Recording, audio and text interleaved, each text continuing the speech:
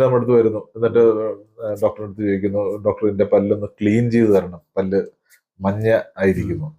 അപ്പൊ ഈ ക്ലീനിങ്ങും ബ്ലീച്ചിങ്ങും തമ്മിലുള്ള വ്യത്യാസം. ബ്ലീച്ചിങ് ആണ് പല്ല് വെളുപ്പിക്കൽ.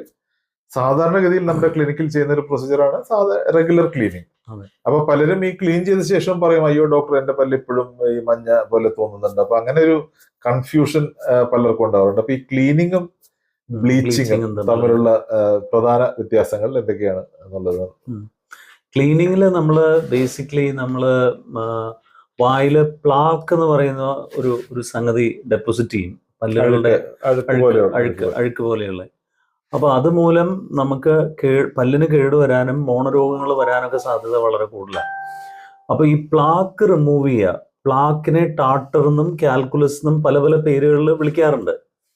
അപ്പോൾ ഈ പ്ലാക്ക് എന്ന് പറയുന്നത് ബേസിക്കലി ഒരുപാട്